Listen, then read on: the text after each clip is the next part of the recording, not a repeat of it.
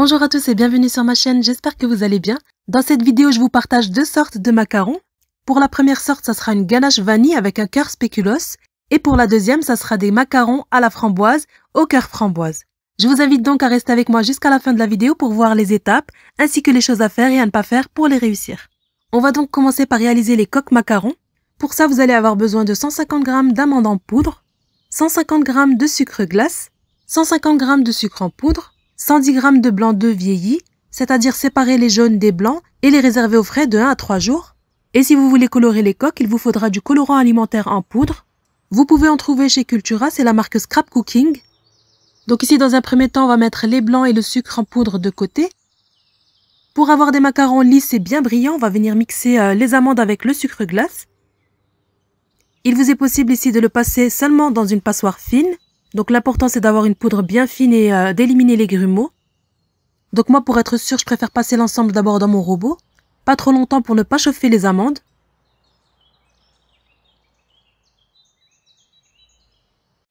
Je récupère ensuite un papier sulfurisé que je dépose sur mon plan de travail. Et je vais venir tamiser mon temps pour temps. Donc le sucre avec les amandes.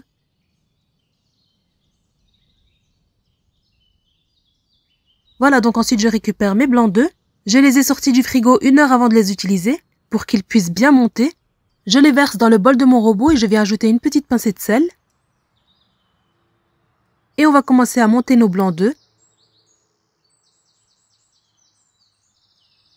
Une fois qu'ils commencent à mousser, je vais verser petit à petit mon sucre en poudre. Donc ici, il faut toujours commencer à fouetter à vitesse moyenne, pour obtenir des blancs bien montés.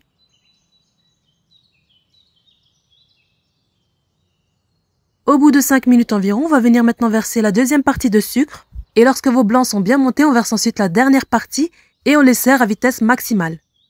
Et donc là, pour avoir une belle collerette, il faut que vos blancs soient bien montés. Vous faites le test du bec d'oiseau. Lorsque vous retournez le fouet, il faut qu'il y ait cette pointe. Et donc là, si vous voulez colorer vos coques, c'est le moment d'ajouter le colorant en poudre. Donc attention, vous arrêtez d'abord votre robot avant de l'ajouter, puis vous fouettez encore quelques secondes. Donc moi ici pour ma part j'ai doublé la recette, je vais en faire des colorés et des non colorés. Pour le colorant je vous conseille le colorant en poudre, vous aurez de meilleurs résultats. Et voilà, ensuite on va venir débarrasser notre fouet. Et maintenant on arrive au stade du macaronnage. Donc ici le macaronnage c'est l'étape qui consiste à mélanger le temps pour temps, c'est-à-dire le sucre glace poudre d'amande à la meringue. Et de la travailler jusqu'à obtenir une pâte à macarons. Donc ici je vais venir la jeter en 2 fois. Vous récupérez votre maryse et vous mélangez, donc au début, il n'y a pas de souci, vous pouvez bien mélanger sans y aller délicatement, histoire de bien incorporer. On racle bien le fond du bol. On rajoute la deuxième partie et on continue de mélanger. Et pour bien maîtriser la texture, je vous conseille d'utiliser la maryse plutôt que la feuille du robot. À ce stade, on mélange délicatement, on va soulever la préparation du centre vers l'extérieur. Et on va venir l'écraser contre le bol et on continue comme ceci jusqu'à obtenir un ruban. Au début, comme vous voyez, la pâte ne coule pas, la pâte reste accrochée à la maryse. À ce stade, elle n'est pas assez macaronnée, donc on continue. Si l'on ne macaronne pas assez longtemps, il restera une petite pointe au-dessus du macaron lorsqu'on va pocher, qui ne disparaîtra pas à la cuisson. Et si au contraire on macaronne trop longtemps, l'appareil sera trop fluide, donc trop liquide, et le macaron va couler sur la plaque de cuisson. Et il risque de se déformer et être vraiment très raplapla après cuisson. Donc ici pareil, ça tombe trop lentement, c'est pas assez macaronné. On continue. Et voilà la texture que l'on doit obtenir. Donc comme vous voyez, on voit des plis qui se forment. Donc à ce stade, on arrête de macaronner. Et comme vous voyez, lorsque les plis du ruban tombent, ils ne s'étalent pas, donc ils restent bien distincts sur la pâte. Et voilà, donc pareil pour la pâte à macarons que j'ai colorée tout à l'heure. On obtient un beau ruban, comme vous voyez. Je récupère maintenant ma poche munie d'une douille lisse, donc entre 5 mm et 8 mm de diamètre. Et ici, avant de verser ma préparation dans la poche, je vais venir coincer la douille dans la poche à douille comme ceci, pour éviter que la pâte ne sorte. Donc ici, mettez votre poche dans un récipient ou bien dans un verre bien large comme ceci, pour transvaser votre préparation plus facilement, et évitez bien sûr d'en mettre partout. Donc à ce stade, si vous n'avez pas de douille, vous coupez juste votre poche avec un ciseau, donc vous ne faites pas un très gros trou, et ça fera l'affaire. Et ici, petite astuce, pour avoir des macarons de la même taille et bien ronds, il suffit de glisser un gabarit sous votre feuille de papier sulfurisé, que vous allez retirer juste avant la cuisson. Voilà, pour les gabarits, vous pouvez les trouver sur internet et les imprimer. Mais vous pouvez aussi prendre le temps de tracer un gabarit sur une feuille Et voilà, ensuite vous allez venir pocher de façon régulière pour obtenir de belles coques bien rondes. Donc ici, je vais vous montrer comment je poche de plus près. Donc ici, comme vous voyez, je mets ma poche bien à la verticale. Et voilà, ensuite vous appuyez. Ensuite ici, j'arrête d'appuyer et je fais comme une petite virgule. Voilà, donc j'appuie comme ceci. Quand j'ai la bonne taille, j'arrête d'appuyer et je fais une petite virgule. Voilà, donc j'espère que vous aurez compris le système. Et voilà, je procède de la même façon jusqu'à tout terminer. Et une fois que vous avez terminé de pocher, vous allez venir on va soulever la plaque au-dessus du plan de travail et on lâche comme ceci. On fait ça 2 à 3 fois pour éliminer toutes les bulles d'air qui se trouvent dans la pâte. Et c'est ce qui va nous permettre d'avoir des coques lisses. À ce stade, je vais les laisser croûter comme ceci à l'air libre pendant à peu près 30 minutes avant de les enfourner. Mais avant ça, je vais venir ajouter un peu de spéculoos que j'ai mixé pour les macarons au spéculoos. Donc j'en mets vraiment légèrement. À ce stade, évitez de laisser votre plaque dans une pièce humide. Évitez par exemple d'enclencher votre lave-vaisselle ou bien de faire la vaisselle à côté, car ici les macarons n'aiment pas l'humidité. Voilà, donc je poche aussi mes macarons colorés. Et je fais pareil. Si vous voyez quelques bulles d'air apparaître, vous utilisez un cure-dent pour les enlever. Vous pouvez laisser vos macarons tels quels ou bien les décorer avec des petites perles sucrées. Voilà, donc j'en mets juste un peu. À ce stade, vous allez préchauffer votre four à 140 degrés, chaleur tournante, pendant minimum 15 minutes avant d'enfourner vos macarons. Donc ici, vous devez pouvoir toucher vos coques avec votre index sans que ça ne colle au doigt. Et cela signifiera que votre croûte s'est bien formée sur vos coques. Donc ici, pour le temps de cuisson, ça varie entre 12 et 15 minutes. Chaque four est différent, il faudra veiller à bien surveiller vos macarons. Donc là, il faut qu'ils soient assez cuits et qu'ils restent tendres à l'intérieur. Pendant la cuisson, je vais venir ouvrir 2 à 3 fois mon four pour faire sortir toute l'humidité, parce que s'il est trop humide, les macarons ils vont se fissurer. Et justement, c'est pour ça que je préfère laisser mes macarons croûter. Vous allez voir qu'à partir de 7 minutes, les macarons vont commencer à former une belle collerette. Et ici, pour contrôler si mes macarons sont cuits, je viens bouger le chapeau comme ceci.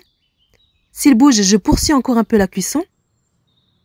Et comme vous voyez ici, si la coque ne bouge plus, c'est que le macaron est cuit. Donc ici, vous vérifiez minute par minute, en testant à chaque fois. Donc ici, dès la sortie du four, je les laisse refroidir sur ma plaque pendant à peu près 10 minutes avant de les décoller.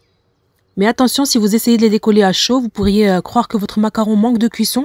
Mais non, c'est normal, il faut laisser refroidir. Et voilà, une fois que vos coques de macarons sont bien cuites et refroidies, on va maintenant passer à la garniture. On va donc commencer par la ganache framboise. Donc ici, j'ai 60 g de coulis de framboise. C'est la même recette que j'ai utilisée pour la bûche framboise, sauf que j'ai divisé par 2. Donc ici, je vous mettrai la liste des ingrédients en barre d'infos. J'ai ici 70 g de crème liquide entière à 30% de matière grasse, ainsi qu'une tablette de 100 g de chocolat blanc. Je vais commencer par faire fondre mon chocolat au bain-marie. En parallèle, je fais chauffer ma crème liquide dans une casserole ou bien au micro-ondes. Et lorsque le chocolat est fondu, on vient verser la crème par-dessus et on mélange à l'aide d'une maryse jusqu'à obtenir un mélange bien homogène. Et lorsque c'est fait, on ajoute la purée de framboise, donc les 60 g. Donc ici, comme vous voyez, elle est bien épaisse, une belle purée de framboise. À ce stade, il vous est possible de le passer au mixeur plongeant. Mais pour ma part, ce n'était pas nécessaire, je l'ai bien filtré. Et ensuite, je viens filmer au contact et je place toute une nuit au frais. Donc ici, les coques de macarons ainsi que les ganaches sont réalisées la veille. Je passe maintenant à la ganache crème vanille. Donc ici, pareil, je fais fondre 150 g de chocolat blanc au bain-marie. Une fois que c'est totalement fondu, je viens verser 170 g de crème liquide entière à 30% de matière grasse. Et pour obtenir une belle crème bien parfumée à la vanille, je vais ajouter une demi-cuillère à café de vanille en poudre. Bien sûr, il vous est aussi possible de le remplacer par de l'extrait de vanille, vous en mettez une cuillère à café. Mais moi ici, j'ai toujours ma petite vanille en poudre à portée de main. Je trouve ça plus pratique et elle est bien parfumée. Donc pareil, ces détails, je vous les mettrai en barre d'infos. Et voilà, donc je mélange bien et je transvase tout ça dans un saladier que je vais venir aussi filmer au contact et que je place aussi au frais toute une nuit jusqu'au lendemain. Et voilà, donc le lendemain, je passe maintenant au montage de mes petits macarons. Je commence donc par ma crème vanille. Donc ici, j'ai aussi de la pâte à tartiner au spéculoos, ainsi qu'une douille cannelée. Vous pouvez utiliser une douille unie, mais ça donne aussi un très joli rendu. Je viens donc prélever 2 cuillères à café de pâte à spéculoos que je vais venir passer au micro-ondes pendant à peu près 30 secondes pour faciliter le remplissage dans ma petite seringue en silicone. Et voilà, une fois que c'est fait, je vais venir maintenant monter ma ganache vanille. Et je commence à fouetter jusqu'à ce qu'elle ait une belle texture bien dense. Et bien sûr, toujours à vitesse moyenne.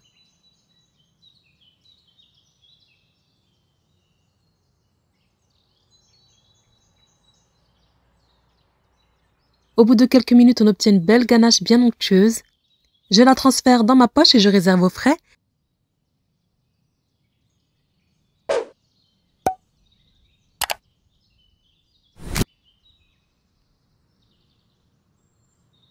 Et pour les macarons à la framboise, je procède de la même façon.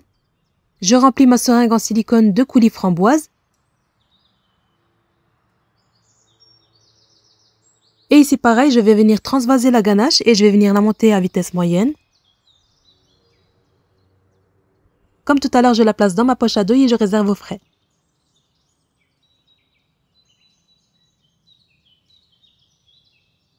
Je récupère mes macarons vanille. Donc ici, je vous conseille de creuser légèrement vos macarons avant de les garnir. Voilà, donc vous appuyez comme ceci au centre. Je commence à pocher, donc je ne vais pas jusqu'au bord. Donc je laisse une petite marge. À l'aide de ma seringue, je viens ajouter la pâte de spéculoos au centre. Donc j'en mets juste un peu. Et je viens y déposer ma deuxième coque.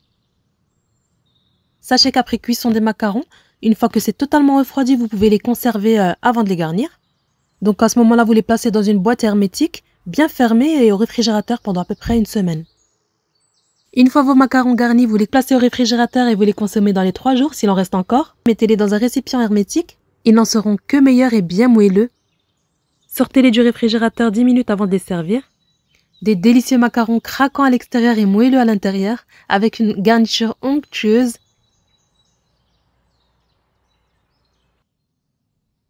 Et je fais pareil avec mes macarons à la framboise. Cette fois-ci, j'utilise une douille ronde. Donc ici, comme vous voyez, je ne vais pas jusqu'au bord. Je dépose dans le centre le cœur framboise et je referme mon macaron. Et voilà, vous procédez de la même façon pour tous les autres macarons. Le cœur framboise donne cette petite touche d'acidité, ça rend très bien. Sachez qu'ici, je vous partage mes réalisations, mais vous pouvez très bien vous passer du cœur framboise ou bien aussi remplacer la ganache framboise par un coulis framboise tout simplement. Faites selon vos envies. Il vous est possible de faire la moitié de la recette pour commencer et pour tester la recette et de diviser la cuisson en plusieurs fournées pour bien maîtriser la cuisson. En tout cas, j'espère que la vidéo du jour vous aura plu et si c'est le cas, n'oubliez pas de liker. N'hésitez pas vous aussi à tester et à me dire ce que vous en pensez en commentaire, à vous abonner en passant si ce n'est pas encore fait et moi je vous dis à très bientôt pour une prochaine recette.